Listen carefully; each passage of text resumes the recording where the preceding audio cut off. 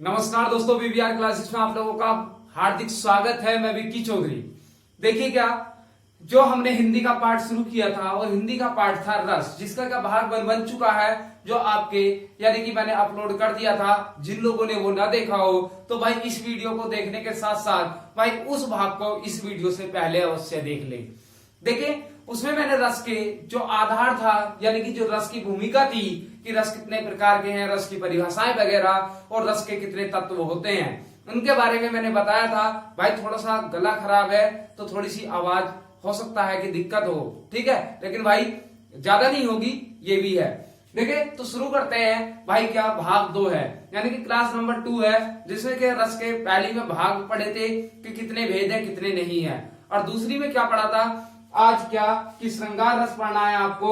श्रृंगार रस के 2 भाग पढ़ने हैं, संयोग श्रृंगार रस और वियोग श्रृंगार रस।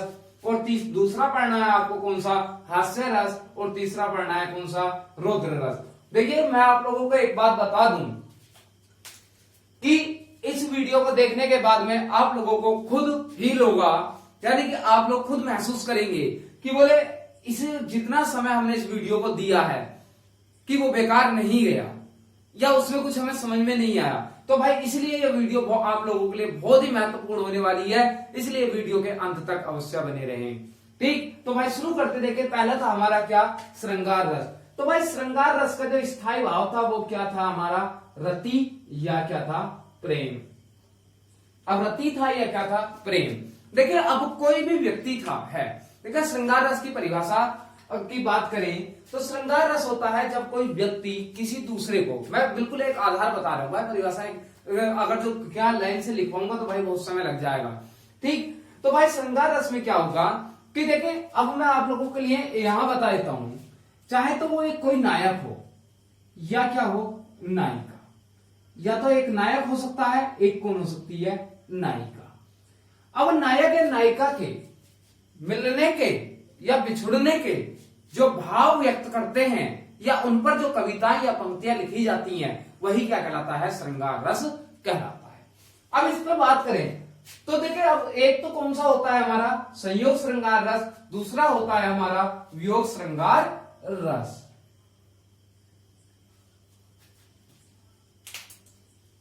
तो भाई अब इसमें से संयोग श्रृंगार रस क्या होगा और वियोग श्रृंगार रस होगा, इस बात को जान लेते हैं। देखिए संयोग श्रृंगार, संयोग का मतलब होता है जुड़ना, एक दूसरे से जुड़ना और जुड़कर चलना। ठीक, तो भाई अब श्रृंगार क्या मतलब क्या है, जहां क्या इसका स्थायी भाव क्या होता है, रति या प्रेम। अब इसके बाद रस, यानी कि जिन पंक्तियों को पढ़ने के बाद नायक नायिका के मिलने का, यानी कि प्रेम में मिलने का भाव व्यक्ति के अंदर उत्पन्न होता है, तो वही क्या कहलाता है हमारा, संयोग श्रृंगार रस कहलाता है। वियोग का क्या होता है भाई, वी जो होता है वो नकारात्मक के रूप में होता है, और भाई ये सम आएगा और सम जो होता है वो सकारात्मक के रूप में होता है। तो भाई वी का मतलब क्या, नहीं, और योग यानी कि क्या, योग नहीं होगा। तो इसका मतलब क्या होगा भाई, बिछड़ना होगा। जब बिछड़ना होगा तो भाई जब क्या, नायक नायिका के जब किसमें थे, वो संयोग श्रृंगार रस में थे, और जब उनका बिछड़ना हुआ, उनका बिछड़ना यानी कि आज की आम भाषा में कह सकते हैं उनका ब्रेकअप हुआ, तो होने के बाद जो उसके व्यक्ति के मन में भाव थे, उन भाव को कवियों ने किस प्रकार से व्यक्त करा है, उस चीज को वियोग श्रृंगार रस बताता है। यानी कि जो ललाहट या जो तड़प है उस चीज को किसमें, वियोग श्रृंगार रस में पढ़ते हैं। तो भाई इसके बाद अब भाई संयोग श्रृंगार रस और वियोग श्रृंगार रस की बात आप लोगों के समझ में आ गई होगी। संयोग श्रृंगार रस हो चाहे वियोग श्रृंगार रस हो, ये श्रृंगार रस के ही पार्ट है, और जिसमें संयोग श्रृंगार रस का भी स्थायी भाव रति या प्रेम है, और वियोग श्रृंगार रस का भी क्या स्थायी भाव रति या प्रेम है। अब इसमें से अब जो आप लोग कह रहे होंगे, बोले सर आलंबन क्या होगा, उद्दीपन क्या होगा, विभाव क्या होगा, अनुभाव क्या होगा, ठीक, और आश्रय क्या होगा, और संचारी भाव को व्यवचारी भाव भी कहते हैं। इस बात को भाई ध्यान रखना। देखिए पहला है, एक जंगल है तेरी आंखों में, पंक्ति लिखी हुई है भाई, ये यहां तक है पूरा कि एक जंगल है तेरी आंखों में, मैं जहां रहा भूल जाता हूं। बड़ी अच्छी पंक्तियां हैं भाई, और ये मैं आप लोगों को बता दूं, ये यूपी ट्रिपल एससी ने 2 बार रिपीट की है। ठीक, एक जंगल है तेरी आंखों में, मैं जहां रहा भूल जाता हूं, तू किसी रेल सी गुजरती है, मैं किसी पुल सा थरथराता हूं। अब भाई यहां जो बात की गई है इन पंक्तियों में, जो कवि ने अपने भाव को प्रकट करा है, उसका मतलब ये है कि एक नायक और एक नायिका, यानी कि एक प्रेमी और एक प्रेमिका, दोनों की बात है। और उसमें वो कह रहा है कि वो उसकी आंखों में देखता है, यानी कि नायक नायिका की आंखों में देख रहा है, और देखने के बाद कह रहा है कि एक जंगल है तेरी आंखों में, यानी कि तेरी उसके आंखों में देखने के बाद कह रहा है कि मुझे ऐसा प्रतीत हो रहा है कि जैसे क्या एक पूरा जंगल हो। अब भाई जंगल को छोटा तो नहीं होता, जंगल बहुत बड़ा होता है। कि मैं जहां रहा भूल जाता हूं, कि मैं जहां अपना आप भूल जाता हूं या अपने आप को भूल जाता हूं, सिर्फ आंखों को ही देखता रहता हूं। जो आंखों की गहराई है भाई, वो उसी तो कह रहा है कि एक जंगल, यानी कि आंखों की गहराई है, उसे क्या कह रहा है, वो जंगल कह रहा है। कि मैं जहां रहा भूल जाता हूं, यानी कि सब कुछ भूलकर तेरी आंखों को ही देखता रहता हूं। फिर उसके बाद कहा कि तू किसी रेल सी गुजरती है, यानी कि जब तू मेरे पास से गुजरती है या मेरे सामने से गुजरती है, तो भाई किसकी तरह, किसी रेल सी गुजरती है। और रेल सी भी कैसी गुजरती है कि मैं पुल सा थरथराता हूं, कि जब तू गुजरती है तो अब उसमें जैसे क्या रेल किसी पुल से गुजरती है तो पुल भाई थरथराता है, अर्थात कंपन होता है। तो उसी तरीके से क्या, यानी कि मैं भी क्या, यानी कि थरथराता हूं, यानी कि मेरे अंदर क्या कंपन होता है। तो भाई यहां जो बात कर रहा है, इन पंक्तियों से आप लोगों के समझ में, मैं एक बार में इन्हें सारी चीज को बांध कर बताना चाहता हूं कि नायक नायिका से कह रहा है कि मैं, नायक नायिका से उसकी आंखों में देखकर कह रहा है कि मैं क्या अपने आप भूल जाता हूं, जब क्या तेरी आंखों में देखता हूं या सब कुछ भूल जाता हूं। और जब तू, यानी कि क्या, जब तू मेरे सामने से गुजरती है, तो भाई इस प्रकार से गुजरती है कि जैसे क्या, यानी कि रेल जब पटरी से गुजरती है या पुल से गुजरती है तो पुल थरथराता है, मैं भी उसी प्रकार से थरथराता हूं। तो भाई कहीं ना कहीं क्या प्रेम की बात है, और वो नायक नायिका से क्या करता है, प्रेम करता है। तो भाई कौन सा होगा इसमें, संयोग श्रृंगार रस, क्योंकि भाई मिलन की बात है, यहां कहीं बिछड़ने उछड़ने की बात नहीं की गई। अगर नहीं की गई तो भाई इसमें से अगर पूछ ले कि क्या आपका स्थायी भाव क्या है, स्थायी भाव तो हो गया क्या, रतिया प्रेम। उसके बाद आपसे पूछेगा कि क्या विभाव क्या है, यानी कि विभाव मैंने बताया था आप लोगों को, ये विभाव अनुभाव क्या होंगे, ये भाई मैंने पहली वीडियो में बता दिया है। आप जिन लोगों ने ना देखा, मैं पहले कह रहा हूं कि आप पहले उस वीडियो को जरूर देख लें, अच्छी वीडियो है, आप लोगों को बहुत काम आएगी। और अधिकांशतः प्रश्न जो होते हैं, लगभग 50% प्रश्न उस वीडियो से ही बनते हैं, और बाकी 50% में जो मैं ये वीडियो बनाऊंगा भाई इनमें से बनेंगे। ठीक, तो देखिए विभाव में क्या था, विभाव क्या था कि स्थायी भाव को जागृत कराने वाला। अब विभाव के कितने भाग हुए थे, 3, एक तो आलंबन, एक उद्दीपन, और एक क्या था, आश्रय। तो आलंबन क्या था, जिसके कारण जगा, तो किसके कारण जगा, तो वो भाई किसके कारण, कि जो नायिका थी, नायिका को देखने के कारण, नायिका को देखने के कारण। अब उसके बाद जो उद्दीपन है, अब आश्रय देखे पहले, तो भाई आश्रय क्या होगा, आश्रय होगा वो नायक, यानी कि जिसके मन में जगा। ये चीजें भाई मैंने समझा दी है, मैं फिर कह रहा हूं कि पहले वीडियो अवश्य देखें। और भाई उद्दीपन क्या होगा, तो उद्दीपन होगा जो आंखों की गहराई है, या आंखों की जो चमक है, या वो जो आंखों में देख रहा है और देखने के बाद भाई उन आंखों से अपना ध्यान नहीं हटा रहा है, तो भाई वो क्या है, उद्दीपन। अब अनुभाव क्या होगा, ये तो हो गया विभाव। अनुभाव भी कितने प्रकार का था, 2 प्रकार का था, एक तो कायिक था और एक क्या था, सात्विक था। तो भाई जब वो क्या थरथरा रहा है, यानी कि वो कंपन हो रहा है उसमें, अच्छा कंपन हो रहा है तो कंपन भाई अपना सतह होता है, अच्छा सतह होता है तो अनुभाव होगा क्या, कंपन करना, और कंपन करना यानी कि शरीर का थरथराना। और संचारी भाव क्या, संचारी भाव भाई उस टाइम हर्ष होगा, उन्माद होगा, हर्ष होगा और क्या होगा, उन्माद होगा। ठीक, तो भाई ये पंक्ति मैं उम्मीद करता हूं कि बात समझ में आ गई होगी। अब इतनी बात समझ में आ गई हो तो भाई दूसरे प्रश्न की ओर बढ़ते हैं। दूसरा प्रश्न क्या कहता है, ये पंक्तियां इससे भी बेहतर है, इससे भी बेहतरीन है। अब वो कैसे हैं, तो कह रहा है, कहत नटत रिछत खींचत, कहत नटत रिछत खींचत, मिलत खिलत लजियात, भरे भवन में करत है नैनो ही सो बात। अब भाई ये बात क्या है, पंक्तियों को पढ़कर बात समझ में नहीं आई होगी, लेकिन क्या भाई मेरे साथ जुड़े हो तो मैं बिल्कुल आपको समझाकर रहूंगा 101%। भाई इससे पहले मैं इसी पंक्तियों को जोड़ता हूं। अब जोड़ते कैसे हैं, देखिए जब ये बात थी, ये बात उस समय की थी, एक नायक है एक नायिका है। नायक नायिका भाई वो मैंने बताया था आपको, पुरुष भी हो सकता है महिला भी, ये सारी सब बातें मैंने पहली वीडियो में कर ली हैं। अब जिसने वो देखी होंगी उसके बाद समझ में बहुत अच्छे तरीके से आ रही होगी। अब नायक नायिका है भाई, कहीं कोई यानी कि बहुत सारे लोग हैं और बहुत सारे यानी कि कोई भवन है और भवन में क्या बहुत सारे लोग हैं। मैं कह दूं कि कोई मान लिया शादी समारोह ही मान लो, उसमें बहुत सारे लोग हैं, नायक है और नायिका है। और जब दोनों क्या एक दूसरे के आमने सामने बैठे हैं, एक मान लिया इस कोने पे है और दूसरा उस कोने पे है, यानी कि दोनों एक दूसरे को देख रहे हैं। वो उसका मुख उसकी तरफ है और उसका मुख उसकी तरफ है, यानी कि दोनों एक दूसरे की तरफ है। तब की बात कही है उसने। तो वो दूर से हैं तो भाई वहां बोलकर तो बात नहीं कर सकते। उन बातों को कवि ने क्या कहा कि जब उनकी जो भी यानी कि जो उनका रति यानी कि प्रेम के जो भाव थे, जो उनकी वार्तालाप थी, उसे कवि ने इन पंक्तियों के द्वारा समझाया है। और समझाया कैसे है, वो कहा कि जब वो दोनों देखते हैं तो भाई बात कैसे करते हैं, बात करते हैं कैसे, वो एक दूसरे की आंखों में आंखें डालकर।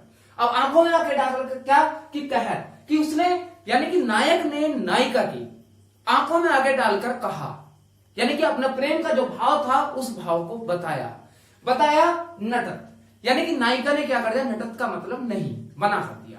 यानी कि उसने इशारों में ही, उधर से ही आंखों के इशारे से ही क्या कर दिया, इनकार कर दिया। अब जब इनकार करा रीझत, तो भाई नायक ने अपना जो उसका प्रेम का भाव था उस भाव को क्या करा और अधिक तरीके से, यानी कि कह दें कि बढ़ा चढ़ा कर, यानी कि बहुत ज्यादा थोड़ा सा मिर्च मसाला लगाकर और ज्यादा कहा। रीछत होता है किसी चीज को बहुत ज्यादा बढ़ाना। अब बहुत ज्यादा बढ़ाना यानी कि यानी कि उसने अपने प्रेम के भाव को कहा था, नायिका ने क्या कर दिया, नटत यानी कि मना कर दिया। रीछत यानी कि उसने दोबारा और अच्छे तरीके से कहा, तो उसने क्या कहा, खींचत, यानी कि खींचत मतलब यानी कि उसने मना कर दिया। मना किस लिए, यानी कि झुठलाकर, यानी कि उसने झूठे मन से क्या कर दिया, फिर मना कर दिया। मिलत, और जब अब मिलत मतलब जब उन्होंने दोनों ने, अब आंखों की बात चल रही भाई, वार्तालाप नहीं चल रही, आंखों में मिलने की बात कही किसने, नायक ने। तो खिलत यानी कि क्या हुआ, तो नायिका का चेहरा क्या हुआ, खिला, यानी कि वो मुस्कुराई, और मुस्कुराने के बाद क्या, लजिया, और दोनों एक दूसरे को देखकर इस बात को इतने वार्तालाप करने के बाद दोनों शर्मा रहे हैं। और शर्मा रहे हैं, भरे भवन में करत है, भरे और लजाए क्यों रहे हैं, यानी कि क्या कि भरे भवन में, यानी कि जो भरा हुआ भवन है, लोग बहुत सारे बैठे हुए हैं कि नैनो ही सो बात, कि हम नैनो में बात कर रहे हैं। तो भाई बात समझ में आई होगी, यानी कि नायक कह रहा है, अपने भाव को व्यक्त कर रहा है कि कहत नटत रीछत खींचत मिलत खिलत लजियात, भरे भवन में करत है नैनो ही सो बात। तो भाई यानी कि अपने नैनो में क्या उन्होंने वार्तालाप करी, वो भाई आप लोगों की उम्मीद करता हूं बात समझ में आ गई होगी। तो भाई इसका स्थायी भाव क्या होगा, जब प्रेम की बात चल रही है तो कौन सा होगा, संयोग श्रृंगार रस होगा। स्थायी भाव मेरे भाई क्या होगा, रति या प्रेम होगा। अब इसमें विभाव की बात करें तो भाई विभाव में यानी कि जो आलम्बन होगा वो कौन होगा, यानी कि आलम्बन किसके कारण जगा, नायिका के कारण जगा। और भाई आश्रय कौन होगा, यानी किसके मन में जगा, नायक के। और भाई उद्दीपन क्या होगा, यानी कि जिससे वो और बढ़ा, यानी कि क्या उसका मना करना, दो हो सकते हैं भाई, उसका मना करना नटत और क्या खींचत, और एक क्या हो सकता है, खिलियात, यानी कि जब क्या उसने मुस्कुराई, यानी कि उसकी मुस्कुराहट, यानी कि वो क्या हो गया, उद्दीपन। अब भाई कायिक चेष्टाएं क्या होंगी, कायिक चेष्टाएं यानी कि शर्म के मारे सिर का झुक जाना, यानी कि शर्माकर सिर का या आंखों का झुका लेना। ठीक, उसके बाद अब भाई इसमें कौन सा होगा, सात्विक होगा या कायिक होगा, भाई सात्विक होगा, क्योंकि शर्म के मारे उन्होंने अपने जानबूझकर काम किया है। तो कौन सा होगा, कायिक होगा, सॉरी सात्विक नहीं कायिक होगा।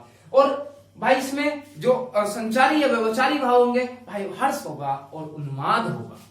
ठीक है भाई, ये पंक्तियां समझ में आ गई होंगी। तो उम्मीद करता हूं कि संयोग श्रृंगार रस आप लोगों के बहुत अच्छे तरीके से समझ में आया होगा। ठीक है, नए उदाहरणों के साथ पेश हुआ हूं भाई और नए सारे उदाहरण लिखे हैं। ठीक है, अब अगला देखते हैं। अगला आया कौन सा, वियोग श्रृंगार रस। भाई यहां तो क्या करा हमने, नायक और नायिका का प्रेम देखा, यानी कि एक दूसरे को मिलाया है। अब भाई वियोग श्रृंगार में क्या करेंगे, भाई एक दूसरे को दूर होना। जब कौन सा था कि संयोग श्रृंगार रस में वो डूबे पड़े थे, तब क्या उनका किन्हीं कारणों की वजह से एक दूसरे से दूर हो जाना, उस चीज को यानी कि कवि ने इन पंक्तियों के माध्यम से समझाने की कोशिश की है। और देखिए बड़े अच्छे उदाहरण है भाई, और हो सकता है कि शायद आप लोग कुछ लोग पहली बार इन उदाहरणों को पढ़ रहे हो। ठीक है, कुछ लोग नहीं, अधिकांश तो होंगे भाई जो इन उदाहरणों से पहले परिचित नहीं होंगे।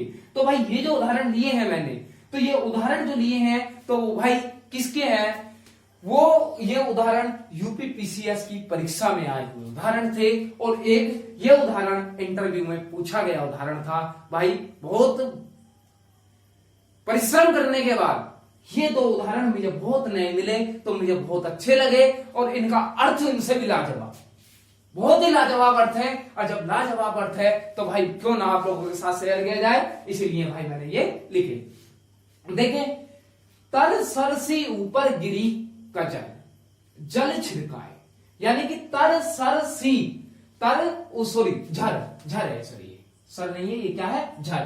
तर झरसी ऊपर गिरी कजल जल छिड़काए, पियू पाती बीहू लिखी बाची विरह बिना। अब भाई ये पंक्तियां आप लोग पहली बार पढ़ रहे होंगे, तो आप लोगों की समझ में कुछ नहीं आया होगा।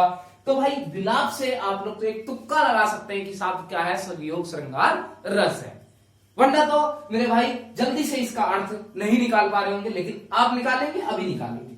देखिए इसमें क्या है, इसमें बहुत ही जबरदस्त इसका व्याख्यान करा, और किसने करा, बिहारी लाल जी ने। ठीक है, बिहारी लाल जी ने श्रृंगार रस में तो बहुत अच्छे अच्छे पंक्तियां लिखी हैं, परंतु उन्होंने वियोग श्रृंगार रस में उससे भी जबरदस्त और लाजवाब लिखी है। तो देखिए पहला करा कि तर झरसी। अब भाई तर झरसी, इसका अर्थ बाद में निकाले, पहले इसकी थोड़ी सी कहानी सुन ले। अब कहानी का भाई, एक नायक है और एक नायिका है, दोनों संयोग श्रृंगार रस में डूबे हुए थे। अच्छा डूबे हुए थे तो भाई किन्हीं कारणों से क्या हुआ कि वो दोनों एक दूसरे से दूर हो गए। यानी कि नायक को कहते हैं कि नायक कहीं बाहर चला जाता है, और नायिका मान लिया उसकी कहीं भाई वो अमेरिका चला गया, कहीं विदेश चला गया, और यानी कि अब कहते हैं कि शहर से, गांव से दूर शहर चला गया, और नायिका कहां, गांव में ही है। तब उसकी बात करते हैं तो नायिका नायक को एक पत्र लिखती है। नायिका नायक को, अब की बार क्या है, नायक नहीं लिख रहा, नायिका नायक को पत्र लिखती है, और वो जो पत्र लिखती है उसमें क्या होता है, उसके साथ क्या घटना घटती है, उसका ही व्याख्यान किसमें, इन पंक्तियों में किया गया। उसने कहा कि तर झरसी ऊपर गिरी कजल जल छिड़काए, यानी कि जब उसने उस पत्र को लिखना शुरू करा, यानी कि उसे जो लेटर भेजना था, आजकल तो व्हाट्सएप चल रहा है, लेकिन पहले के पत्र की बात है, आप वहीं से फील कर समझे।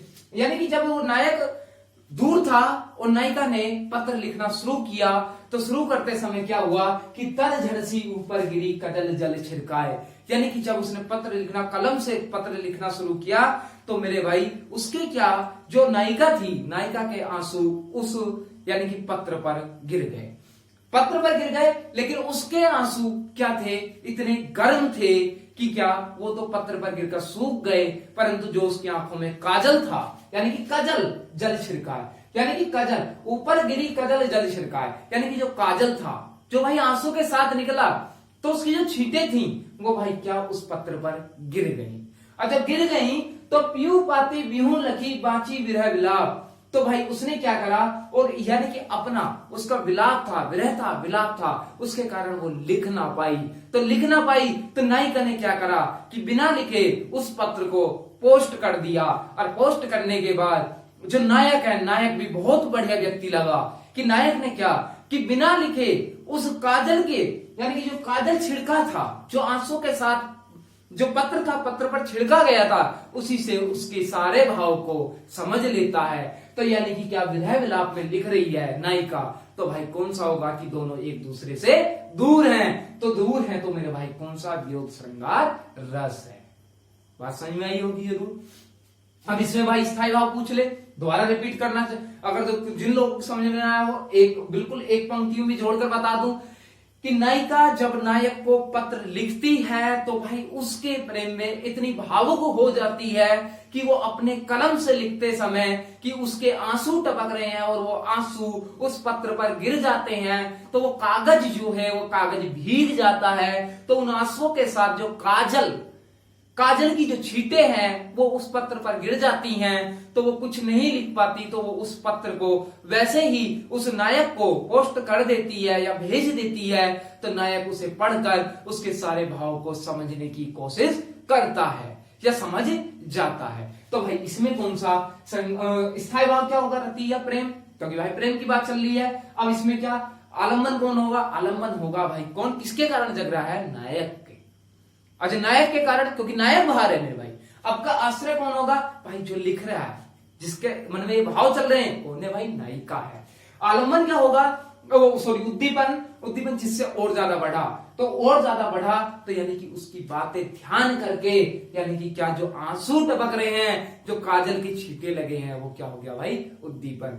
और शारीरिक चेष्टाएं यानी कि क्या अनुभव क्या होगा? तो अनुभव क्या होगा भाई? सात्विक होगा या कायिक होगा? तो भाई सात्विक होगा। और सात्विक क्या होगा कि आंसू का टपक जाना, सात्विक है, अपने आप टपक रहे हैं भाई। और भाई संचारी भाव क्या होगा? तो संचारी भाव होगा भाई विलाप कर रही है, वो विलाप कर रही है, प्रतीक्षा कर रही है, ठीक है, तो भाई अपने दुखों को बता रही है, तो वो क्या है भाई? यानी कि संचारी है, व्यभिचारी भाव। तो भाई ये कौन सा हो गया? रुक संज्ञा। भाई सच बताना, अगर आप लोगों को इस वीडियो में और इन उदाहरणों के साथ अगर आप लोगों को बिल्कुल आनंद आ रहा हो, तो भाई वीडियो को लाइक, शेयर व कमेंट करके जरूर बताएं और चैनल को अधिक से अधिक सब्सक्राइब करें और अधिक से अधिक शेयर करें। भाई कुछ लोग वीडियो देख रहे हैं परंतु चैनल को सब्सक्राइब नहीं कर रहे, तो मेरे भाई सब्सक्राइब के साथ साथ आप बेल आइकन वाला चिन्ह भी, जो घंटी सी बनी हुई आती है, उसे भी दबा लें। जैसे ही वीडियो डलेगी आप लोगों के पास नोटिफिकेशन पहुंच जाएगा। वैसे मैं प्रयास निरंतर ये कर रहा हूं कि आपको रोजाना क्लास दे रहा हूं, कम से कम 2 क्लास तो आप लोगों को मिल रही है। जैसे कि पीछे मैंने रीजनिंग की 2 क्लास दी और उसके साथ हिस्ट्री की आपके कंटिन्यू क्लास चल रही है। आज मैं हिंदी की क्लास लेकर आया हूं और कल मैं आप लोगों के लिए मैथ्स और हिंदी, हो सकता है कि दोनों की क्लास लेकर आऊं, ठीक है। तो भाई अब ये बात समझ में आ गई। अब बात करते हैं ऊपर वाला क्या है। बोले जी इसका तो बात ही समझ में नहीं आएगी। वो कह रहा है कि आड़े देहे आले बसंत जाड़े हु की रात, आड़े देहे आले बसंत, आड़े देहे आले बसंत जाड़े हु की रात, साहस कर नेहे सब सखी सबेन बैठ जाए। अब बात क्या हुई है? बात यह हुई है कि भाई एक नायक है, एक नायिका है। इसमें भी वही कंडीशन है कि नायक नायिका से दूर है।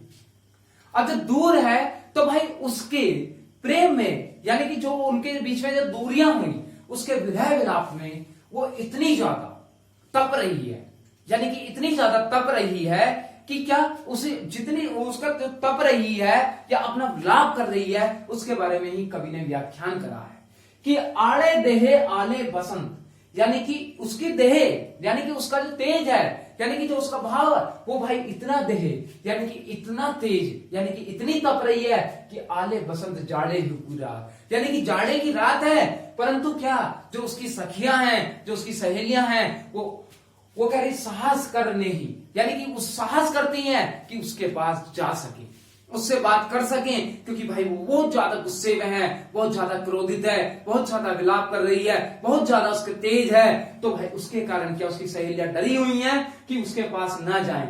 तो लेकिन फिर भी क्या करती? आड़े देहे आले बसंत जाड़े हु की रात, यानी कि जाड़े की रात है और उसका क्या बदन, यानी कि बदन तप रहा है, तो फिर भी क्या उसकी जो सखियां हैं, सहेलियां हैं, वो साहस करने ही, यानी कि सब सखियां जो हैं उन्होंने साहस करा। और साहस तो जो बोरी होती है, यानी कि कपड़ा होता है, तो कपड़े को भिगोकर लेकर जा रही हैं, और वो भी किसमें भाई? जाड़े की रात में, मान लिया दिसंबर या जनवरी की ठंड है, उसमें जा रही हैं। तो जाने के बाद और किसमें? उसमें, और क्या कपड़ा भिगोकर लेकर जा रही हैं, उसे ओढ़कर जा रही हैं कि कहीं हम उसके तप में, यानी कि जो ताप है, जो तेज है, उसमें क्या हम जल ना जाएं। तो उसमें क्या सब सखी सबेन बैठने जाए, तो उसे इतना काम कर कर, साहस कर कर, उस कपड़े को लेकर वो सब सखियां उसके साथ बैठने जा रही हैं। तो भाई ये भी बहुत अच्छी पंक्तियां हैं और बहुत अच्छा इनका रिजल्ट भी है, यानी कि क्या जो व्याख्या है। तो व्याख्या में भाई दोबारा समझा देता हूं कि क्या, अब देखो पंक्ति से जोड़ दू, अब ये बात तो समझ में आ गई होगी आप लोगों की। देखिए अब मैं पंक्ति से जोड़ देता हूं कि नायक है और एक नायिका है। तो भाई नायक नायिका से दूर है, तो नायिका क्या उसके विरह विलाप में यानी कि दूर है, तो वो गुस्से में समझ लें आप, गुस्से में, या उसके जो चेहरे का जो तेज है, यानी कि जो गुस्से के बाद होता है कि आपका चेहरा लाल हो जाता है बहुत ज्यादा, कि क्या दूसरा व्यक्ति देख नहीं पाता, कभी कभी ऐसी कंडीशन बन जाती है। तो वही वाली कंडीशन है कि उसका चेहरा इतना लाल है, उसके चेहरे पर इतना तेज है या इतना तप रहा है कि उसकी जो सखियां हैं यानी कि सहेलियां हैं वो उसके पास जाने से डरती हैं। लेकिन फिर भी क्या, वो क्या एक कपड़ा लेती हैं और कपड़े को भिगोकर उसे ओढ़कर जाती हैं। कब? कि जाड़े की रात में कपड़ा भिगोकर ओढ़कर जाती हैं और साहस करके उसके पास बैठने जाती हैं। तो भाई इसमें भाई किसकी बात हुई? विरह विलाप है, यानी कि वियोग है। और वियोग तब किस वजह से रही है? कि नायक की वजह से। तो भाई आलम्बन कौन हुआ? नायक हुआ। और भाई आश्रय कौन? वो नायिका हुई। और उद्दीपन कौन हुआ? तो उद्दीपन भाई जिससे और ज्यादा बढ़ रहा है, तो बोले भाई उसकी क्या बातें याद कर रहे। उसके बाद जो शारीरिक चेष्टाएं हैं, तो भाई शारीरिक यानी कि अनुभाव जो है वो सात्विक है या कायिक है। तो मेरे भाई इसमें जो होगा वो सात्विक है। सात्विक में क्या? यानी कि चेहरे का लाल होना या चेहरे का तपना, तो वो क्या हो गया भाई? यानी कि सात्विक। और क्या? अनुभाव। संचारी भाव भाई हो सकता है गुस्सा भी हो सकता है इसमें, और विलाप भी हो सकता है। ठीक है, ये बहुत सारे हो सकते हैं, क्योंकि संचारी भाव या व्यवचारी भावों की संख्या कितनी होती है? 33। ये बहुत कम पूछता है, ना मात्र के बराबर पूछता है कि इसका संचारी भाव क्या होगा। अगर आप लोगों के सामने पंक्ति आई होंगी तो भाई संचारी भाव ऑप्शन देखकर अपने आप लग जाएगा, उसकी टेंशन आप लोग मत लेना। ठीक है भाई, वीडियो को लाइक व शेयर जरूर करते रहें। ठीक है, अगला देखें। अब अगले पार्ट की ओर बढ़ते हैं। कौन सा? हास्य रस। हास्य रस में क्या होता है? देखिए हास्य रस का जो स्थायी भाव होता है, क्या वो हास्य होता है। अब भाई जैसे श्रृंगार रस में क्या था? नायक और नायिका के मिलन का था, और एक क्या था? विचलन का था। मिलन का था तो संयोग था, विचलन का था तो वियोग था। लेकिन हास्य में क्या होगा? हास्य में कोई नायक नायिका ना है मेरे भाई, तो खत्म हो गया। वो श्रृंगार रस ही बताता है उस बात को बस। और श्रृंगार रस ने बताया, लेकिन क्या हास्य क्यों भाई हम सब लोगों का फेवरेट है भाई। हंसना है, और हंसना स्वास्थ्य के लिए जरूरी भी है। तो भाई हास्य रस का जो स्थायी भाव होता है वो होता है हास। अब हास्य कैसे? यानी कि जब कोई व्यक्ति, अगर उसकी परिभाषा को मैं एक अपने शब्दों के माध्यम से बांधना चाहूं तो वो ये होंगे कि जब कोई व्यक्ति किसी दूसरे व्यक्ति को देखकर, उसकी मूर्खतापूर्ण कार्यों को देखकर, उसके मूर्खतापूर्ण कार्यों को देखकर, उसकी मूर्खतापूर्ण भाषा शैली को देखकर, या उसकी ऊट पटांग बातों को देखकर, सुनकर, तो भाई जो मन में भाव उत्पन्न होते हैं, वही जो भाव जागृत होते हैं, वही क्या कहलाते हैं? हास्य कहलाते हैं। यानी कि हास्य रस की उत्पत्ति होती है। तो भाई इसकी पंक्ति देखें। पहली पंक्ति, पहला एग्जांपल है कि हाथी जैसी देह, गेंडे जैसी खाल, तरबूजे जैसी खोपड़ी, खरबूजे जैसे गाल। अब भाई कोई व्यक्ति है, अब वो व्यक्ति है, देखिए इन पंक्तियों का दो तरीके से अर्थ आप निकाल सकते हैं। अब वो आप किस सेंस में लेते हैं वो आपके ऊपर निर्भर करता है, आपको कौन सा अच्छा लगता है। ठीक है, आपके सामने कोई व्यक्ति था, और व्यक्ति था उसके क्या? हाथी जैसी देह, यानी कि बहुत मोटा था। हाथी जैसी उसकी क्या थी? देह, यानी कि शरीर था। गेंडे जैसी खाल, यानी कि उसकी जो खाल थी यानी कि चमड़ी थी, वो बहुत ही ज्यादा क्या? काली, और कह सकते हैं कि बहुत ही मोटी थी। तो यानी कि गेंडे जैसी खाल थी। तरबूजे जैसी खोपड़ी, यानी कि तरबूजे यानी कि बहुत मोटी खोपड़ी थी उसकी। और आगे क्या? खरबूजे जैसे गाल, यानी कि गाल निकले हुए। तो भाई उस व्यक्ति को देखकर आपके मन में क्या? एक तो हंसी, यानी कि उस व्यक्ति बोले पता ना क्या आइटम जा रहा है भाई। ठीक, एक तो वो हंसी बन सकती है। अब दूसरी बात क्या? कोई व्यक्ति आपसे कहे कि मान लिया कि बोले हाँ ऐसा व्यक्ति है, तो आप लोगों को यानी कि क्या बोले? वो तो कैसा है? कोई व्यक्ति बात करने लगे कि बोले हाथी जैसी तो उसकी देह है, गेंडे जैसी खाल है, तो भाई गेंडे जैसी, तो आदमी सोचेगा बोले यार पता नहीं क्या बात कर रहा है, क्या बात कर रहा है। तो कहीं ना कहीं हमारे अंदर जो हंसी है, प्रसन्नता का भाव है, वो प्रकट होना शुरू हो जाएगा कि हाथी जैसी देह, गेंडे जैसी खाल, तरबूजे जैसी खोपड़ी और खरबूजे जैसे गाल। तो भाई क्या? यानी कि हंसी, यानी कि जो मन में प्रसन्नता का भाव आएगा, और जब प्रसन्नता का भाव आएगा वही क्या? हास्य रस की उत्पत्ति कराएगा। तो इसमें भाई अगर इसमें बात करें तो इसका स्थायी भाव क्या होगा, हास्य, हास्य या प्रसन्नता होगा। भाई इसमें आलंबन कौन होगा, किसके कारण जग रहा है, तो भाई वो जो व्यक्ति है, कौन है, जो वो व्यक्ति है, उस व्यक्ति के कारण। अब भाई इसमें क्या आश्रय कौन होगा, आश्रय होगा इसमें पाठक, या कौन, पाठक या श्रोता, यानी कि जो कौन सुन रहा है उसके मन में भाव, पाठक यानी कि क्या, जो पढ़ रहा है उसके मन में। अब उसके बाद उद्दीपन क्या होगा, उद्दीपन होगा भाई हाथी जैसी देह, गेंडे जैसी खाल, तरबूजे जैसी खोपड़ी, खरबूजे जैसे गाल। गाल भी हो सकते हैं, देह भी हो सकती है, खोपड़ी भी और खाल भी। अनुभाव क्या होगा, अनुभाव क्या, यानी कि हंसना, चेहरे पर मुस्कुराहट, ये होंगे। और ये कैसे होंगे भाई, सात्विक होंगे, क्योंकि कायिक नहीं होंगे, ये कैसे होंगे, सात्विक होंगे, क्योंकि आपने पंक्तियों को सुनकर ये बात जानी है। ठीक है, इसके बाद आगे बात करें। दूसरा है भाई बहुत ही महत्वपूर्ण है एग्जाम्पल, ऐसा मान के चले कि परीक्षा में इसकी कोई ना कोई पंक्ति आपको जरूर रखी हुई मिलती है, तो भाई इसलिए मैंने ये सारे का सारा लिखा है, तो भाई इसे बहुत अच्छे तरीके से समझ लें। ठीक है, देखिए बहुत ही मजा आएगा इसमें, तो इसमें वाकई है, वाकई लगता है कि बोले हाँ ऐसे एग्जाम्पल होने चाहिए। कह रहा है कि विंध्या के वासी, उदासी तपोव्रत धारी, मह बिनु नारी दुखारे, गौतम तिय तरी तुलसी, कथा सुनी भय मुनि सुखारे, होई है शिला सब चंद्रमुखी, पर से पद मंजुल कंज तिहारे। भाई पंक्तियां बहुत अच्छी हैं, याद भी कर सकते हैं, पढ़ भी सकते हैं। ठीक, देखिए बात क्या है, बात है ये कि विंध्याचल पर्वत पर कुछ व्यक्ति हैं। अब वो व्यक्ति क्या है कि विंध्याचल के वासी, यानी कि जो विंध्याचल पर्वत है उस पर क्या वास कर रहे हैं, उदासी तपोव्रत धारी, यानी क्या, जो तपोव्रत धारण करे हुए हैं, अर्थात यानी कि कह दें कि उन्होंने जो का सांसारिक मोह माया से अपना मुख मोड़ लिया है, तो वो व्यक्ति यानी कि विंध्याचल पर्वत पर वास कर रहे हैं। तो यानी कि इस पंक्ति का यहां से यहां तक क्या हुआ कि विंध्याचल पर्वत के वासी यानी कि तपोव्रत धारण कर रखा है जिन्होंने, तो वासी उदासी यानी कि दुखी हैं। उदासी मतलब यानी कि क्या, वो भी दुखी हैं, उन्होंने सांसारिक मोह को त्याग दिया, वो भी क्या है भाई, दुखी हैं। और तपोव्रत यानी कि तप करने गए थे, वो तप धारण कर रखा है। मह बिनु नारी दुखारे, और भाई दुखी क्यों है, उदास क्यों है, क्योंकि क्या भाई, महाबिनु यानी कि नारी के बिना क्या है, वो दुखी है। तो भाई पहली बात तो यही हंसी का भाव उत्पन्न हुआ, क्योंकि जो व्यक्ति सन्यासी होने के बाद किस लिए दुखी है, नारी के लिए, जो कि सांसारिक जीवन को छोड़कर गया। अगला, गौतम तिय तरी तुलसी, कथा सुनी भय मुनि सुखारे। तो जो यानी कि गौतम तिय, जो ऋषि गौतम थे, उनकी जो पत्नी थी अहिल्या, तो उनकी बात को सुनकर, यानी कि क्या, जब श्री राम ने क्या किया था कि उनके जो शिला थी, शिला पर पैर लगाने से क्या, वो किसमें, यानी कि जो अहिल्या थी उन्हें श्राप लगा हुआ था, वो क्या हो गई थी, नारी का रूप धारण कर लिया था।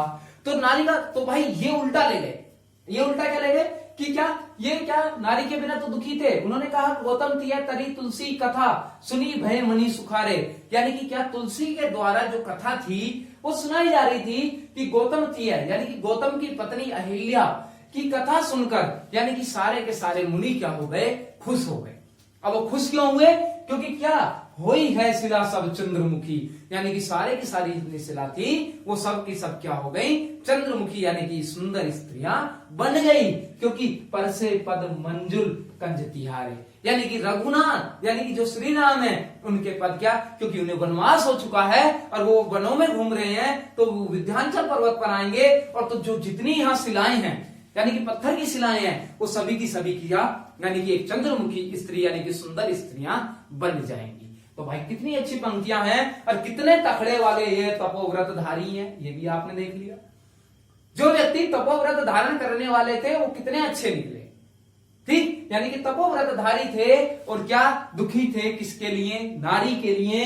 और क्यों, और जब उन्होंने क्या, तुलसी के द्वारा जो कथा सुनी, और उसमें क्या कि गौतम ऋषि की पत्नी अहिल्या, जो क्या एक शिला थी, यानी कि शिला बन गई थी श्राप के कारण, वो क्या, चंद्रमुखी यानी कि क्या, वो नारी बन गई, ये कथा सुनकर वो खुश हो गए। अच्छा खुश हुए क्यों?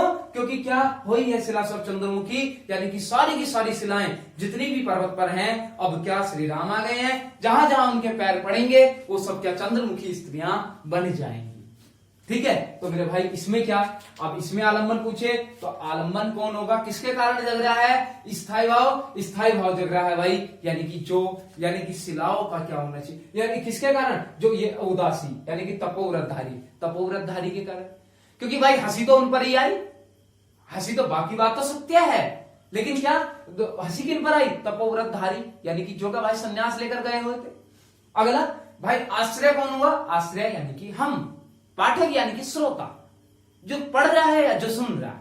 आप सुन रहे हैं तो आप कौन होते? श्रोता। अगर आप पढ़ रहे होते खुद इनको तो भाई आप कौन होते? पाठक होते। इसके बाद भाई अब इसमें तो पूछ रहे उद्दीपन क्या होगा, कि उद्दीपन वो हुआ कि यानी कि जब कथा सुनकर वो क्या खुश हो गए, और ज्यादा खुश हो गए, या क्या यानी कि नारी के बिना जब वो दुखी थे, उस बात को हंसी आई, अरे तपोव्रतधारी है, दुखी पड़ा नारी के चक्कर में। या क्या बोले कथा सुनी और कथा सुनते ही वो खुश हो गए, उनकी भावनाएं समझे। अगला क्या भाई अनुभाव क्या होगा? अनुभाव कायिक या सात्विक होगा, तो भाई क्या होगा? कायिक होगा, और वो कायिक होगा, क्योंकि कायिक में क्या होगा कि वो भाई ताली बजा रहे हैं, खुश हो रहे हैं, प्रसन्न हो रहे हैं, ठाके लगा रहे हैं, तो वो क्या होगा भाई? कायिक होगा। संचारी भाई हर्ष होगा, उन्माद होगा, प्रसन्नता होगी, ठीक, तो वो क्या होगा भाई? यानी कि हास्य। बात समझ में आई होगी भाई, हास्य रस बिल्कुल समझ में आ गया होगा, श्रृंगार रस और हास्य रस बिल्कुल अच्छे तरीके समझ में आया होगा। ठीक है भाई, अगला देखते हैं, बात करते हैं किसकी? रौद्र रस। रौद्र का मतलब क्या था? रौद्र का मतलब था क्रोध, यानी कि क्या? क्रोध। रौद्र का जो स्थायी भाव था वो क्या था भाई? क्रोध। अब कोई भी बात है, जब कोई व्यक्ति किसी ऐसी घटना को देख ले, यानी कि क्या कह सकते हैं कि आपके किसी सगी संबंधी, चाहे आपके पिताजी हो, गुरुजी हो, भाई हो, बहन हो, पत्नी हो, कोई भी ए टू जेड, उसके बारे में यानी कि कोई काम गलत हो जाए या उसे कोई गलत कह दे, तो उसके बाद जो मन में भाव उत्पन्न होता है वही क्या? क्रोध रस कहलाता है। कौन सा? रौद्र रस कहलाता है, जिसका स्थायी भाव क्या होता है? क्रोध। क्रोध यानी कि गुस्सा जब आएगा, वो उसका है कैसे कि सुनत लखन के वचन कठोर, परसु सुधी धेरु, कर घोर, अब जानी देव, दोष मोहिलो। भाई इस पंक्ति को पढ़ने से पहले मैं आपको दूसरा वाला समझाऊं, दूसरे वाले को समझे तो भाई ये वाली पंक्ति अपने आप जुड़ जाएंगी। देखें, कहा कि रे निरप बालक काल बस बोलत तो ही न संभार, धनु हो सम त्रिपुरारी धनु विदित सकल संसार। तो भाई ये पंक्तियां कहना चाह रही है, ये वर्णन है उस समय का जब क्या आपने रामायण जिन लोगों ने देखी होगी उन लोगों को पता होगा कि क्या जब यानी कि जो सीता जी का स्वयंवर हुआ था तब क्या जो धनुष तोड़ा गया था, धनुष किसने तोड़ा था? श्री राम ने तोड़ा था। अच्छा श्री राम ने धनुष तोड़ा था, तो तोड़ने के बाद जो उसकी जो आवाज थी, जो आवाज हुई, यानी कि जो उसमें से ध्वनि हुई, तो ध्वनि इतनी भयानक थी कि जो हमारे परशुराम जी हैं, परशुराम जी अपनी तपस्या कर रहे थे, ध्यान लगाए हुए बैठे थे, तो इतनी भयानक आवाज सुनकर वो क्या उनका ध्यान भंग हो जाता है, और वो शंकर भगवान के परम भक्त थे, तो उन्होंने क्या किया कि एकदम से तुरंत बोले, हम मेरे शंकर भगवान यानी कि जिनकी मैं आराधना करता हूं कि उनका क्या किसने धनुष तोड़ा है।